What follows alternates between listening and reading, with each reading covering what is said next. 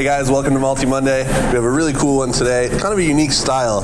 This is a wheat wine ale. So you guys might have heard of a barley wine. This is a wheat wine, right? So a barley wine, a really traditional, very strong English beer, a little darker. This is a wheat wine from Level Crossing Brewing. And you can see it's a little bit different. It's kind of like a wheat beer in that it's a little bit lighter than, say, a barley wine would be. Some barley wines are this color, a little light and kind of tawny, but this one is kind of rich and kind of light colored like that.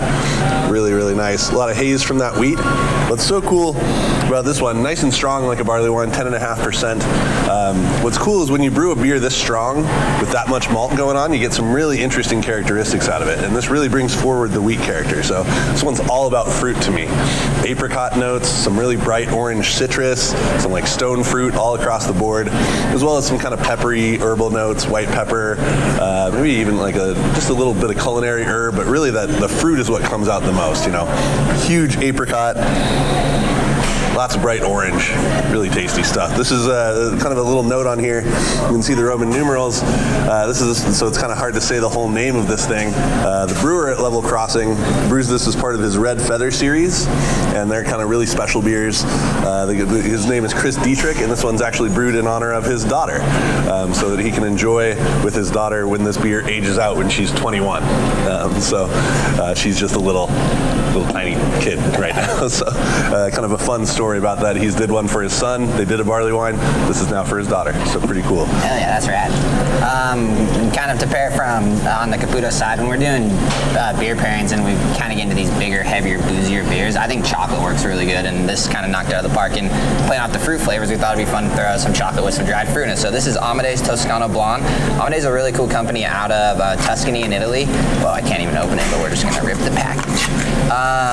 They kind of have a cool history. The lady who started Amedei has won countless awards. She kind of was at the top of the mountain when it came to craft chocolate for a while, and it's cool because she was kind of like a pioneer when it comes to like women chocolatiers. She kind of started that whole thing, and there was a bunch of people that told her that she couldn't do it and she couldn't make good chocolate, and she kind of showed them all up and won a bunch of really cool awards. And they make really cool chocolate. I'm lucky enough, I've actually been to where they make the chocolate. Wow. And they're really cool people. They make really good chocolate. Their factory or where they make it is really cool. It sits in this cool little area in Tuscany. But if you look at this, you can actually see the dried apricots and peaches in there, which is really cool because it kind of brings this unique like texture to the bar, and it played really well with the flavors of the beer. Kind of that fruit on fruit / like the herbs kind of clashed well with the sweetness of the fruit. So I thought it was a really cool pairing. And like I said, I'm kind of really starting to like those boozy beers with chocolate.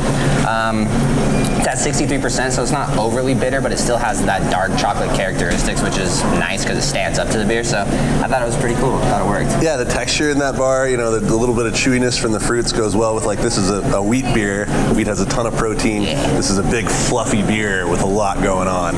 Especially like if you're pouring this at home, pour it in a nice glass like this and let it kind of open up over a little while. A, you don't want to chug a 10.5% beer in like 3 minutes, and 2, you really want to like let it open up. The longer you let it sit in your glass, the longer you let it kind of warm a little bit, the more of these really complex flavor notes you'll get, which is something that's so cool with a beer that is this strong, has so much going on in it. Yeah, I mean, Amedei is one of my favorite. They have a bunch of cool single origin bars, but they also do some really cool inclusion stuff. So check out Amedei, go get some beer at Level Crossing. And we also have a fruit beer class coming up. No, wait a minute. Yeah, we do. We do have a fruit beer class coming up. Well, it's like tomorrow. Oh, so, yeah. So tomorrow. Check the website, see if there's anything left. There's still some spots left, though, so sign up. Come check out a couple classes, yeah. We have some other cool classes coming too. I'm confused on whatever. It's all good. Too many classes. I mean, so many classes. Yeah, guys, but keep checking out the website for classes. We got more on the schedule, so yeah, keep checking it out. Cheers.